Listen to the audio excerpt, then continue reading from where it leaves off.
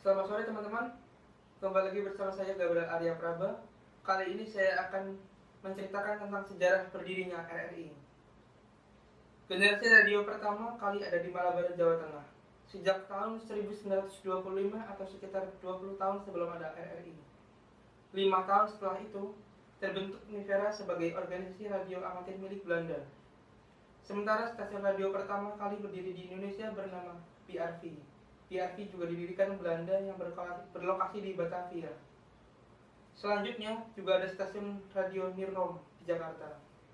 Memasuki masa pendudukan Jepang, radio mulai dijadikan sebagai alat propaganda. Setidaknya ada 6 hingga 8 radio milik Jepang mengudara di Indonesia, termasuk Nirrom yang sudah diambil alih oleh pasukan Jepang pada tahun 1942. Radio Jepang sering memutarkan lagu Indonesia Raya yang diiringi orkes simfoni Nippon Hoshio Kadri. Tujuannya tak lain adalah untuk mendapatkan hati simpati rakyat Indonesia.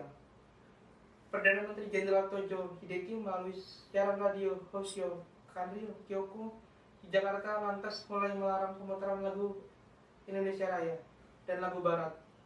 Lagu-lagu yang dapat disiarkan kemudian diganti menjadi lagu Jepang. Tidak hanya itu, Jepang juga melarang aktivitas radio amatir. Kegiatan itu berlangsung hingga Jepang menyerah pada sekutu sehingga angkat kaki dari Indonesia.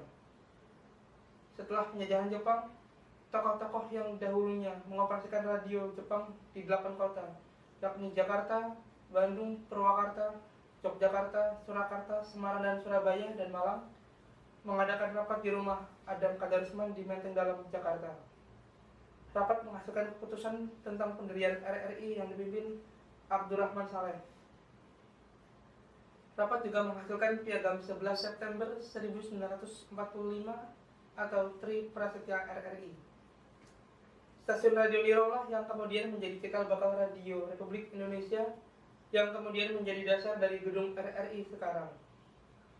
Pada tanggal 11 September tahun 1945 itulah kemudian pemerintah meresmikan RRI. RRI kemudian menjadi alat bagi pemerintah untuk menyampaikan berita-berita kemerdekaan Republik Indonesia. RRI pertama kali bernama Reserve untuk bagian timur, kemudian menjadi RRI Jawa Tengah, tepatnya di Yogyakarta. Tahun 1945 sampai tahun 1966, RRI merupakan satu-satunya badan penyelenggara yang ada di Indonesia yang ditujukan untuk khalayak ramai atau umum. Pada masa Orde Baru, radio swasta diterima oleh RRI untuk dapat menerima programnya sendiri, tetapi harus sesuai dengan ketentuan yang telah diterapkan oleh pemerintah. Sekian dari saya, terima kasih.